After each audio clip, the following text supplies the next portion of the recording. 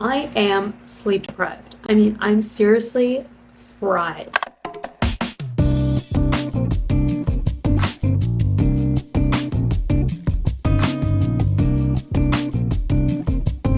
Yes, I love what I'm learning and I really enjoy it, and I still work because it reminds me why I'm choosing this career. It's also a very good learning opportunity, but I need to consider that I am very sleep deprived. If you guys are studying to take the MCAT or have taken it before, or maybe you're studying for some other standardized exam, you know how easy it is to get lost in the world of improvement with numbers. And I've kind of minimized my existence down to increasing this freaking number on my screen after an 8-hour exam.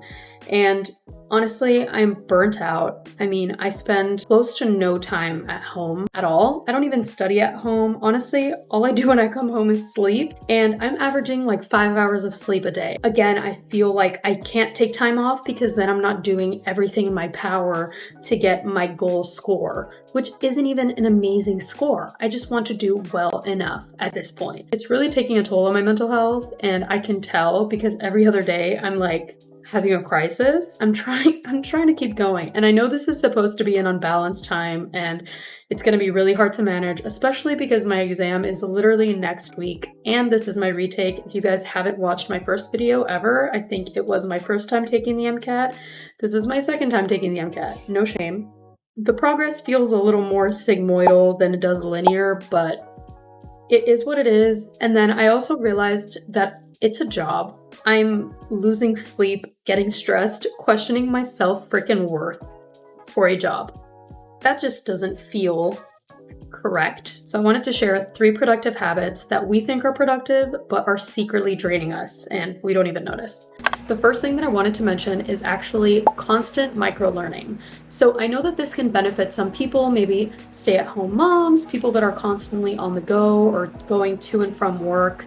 But if you are a student like I was, or if you're constantly studying like I am now, microlearning can sometimes just be a means of added stress. So for example, the time that I go to work is my literal drive to work is one of the only times in a day where I have the ability to listen to music, listen to a YouTube video, listen to a podcast that is just pure enjoyment and something that I'm watching for entertainment and not for learning or for some MCAT purpose. So I think that it's really important to dedicate time to things that you enjoy, as opposed to solely having everything geared toward learning and improvement and productivity. And the worst part is it makes you feel guilty for the time that you spend not consuming something. So take real breaks, give yourself time to stretch, sit in silence, go for a walk, as opposed to just scrolling on your phone. Obviously, sometimes it's okay to scroll. I mean, I'm not saying you have to give it up 100%, but just be mindful of how much time you're spending on your phone and how it's actually limiting your ability to retain more information. Use microlearning strategically. So use microlearning to supplement your learning, don't replace it. The next thing that I wanted to talk about is something that has been hindering my productivity personally, was accepting failure.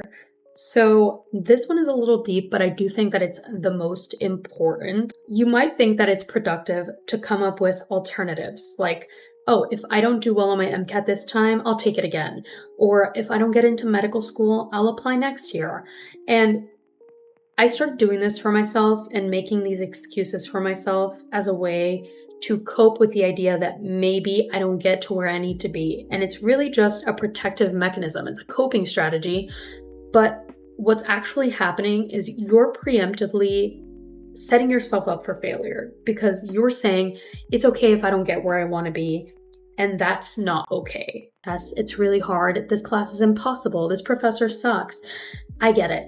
I used to do it all the time. And it's a way to avoid the discomfort that comes with potentially not reaching a goal. But by coming up with these alternatives, you're already setting yourself up to fail.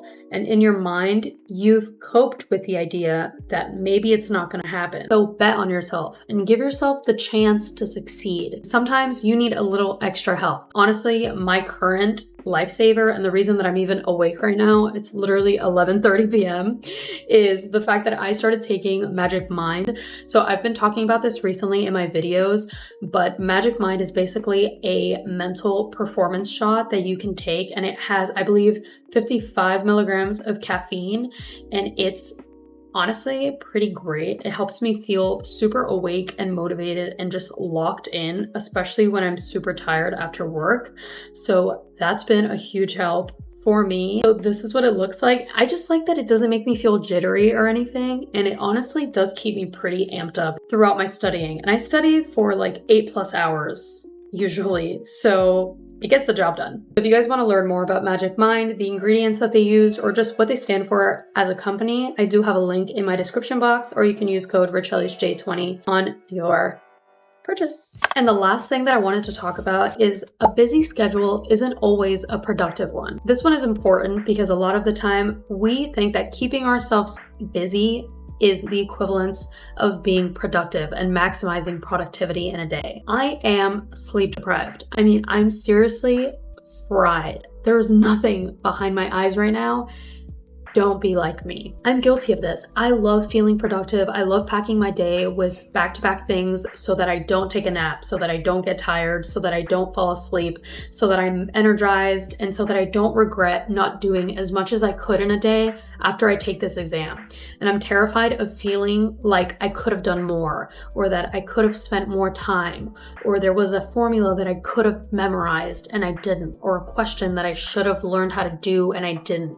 And that fear of failure is what keeps me on freaking edge all the time. Don't exhaust yourself like I'm exhausting myself. So learn from my mistakes, take breaks that are meaningful, that are not on your phone scrolling or trying to learn more information when you're supposed to be taking a mental health break. Don't try to come up with alternatives and excuses for yourself when you can achieve what you want to do. You can achieve plan A. You don't need a plan B. And like I just said, a busy schedule is not always a productive schedule. Stop packing your day with back-to-back activities that are just stressing you out and making you lose sleep. Don't be like me. I hope you're getting enough sleep because I'm not. And I'm shitting myself for this test, okay? And I'm trying to do everything that I can, and I hope it comes out well. And if you're watching this, I hope your MCAT studying is going way better than mine. And I hope you apply some of these tips and you learn from my mistakes, because I'm really going through it, as I've said.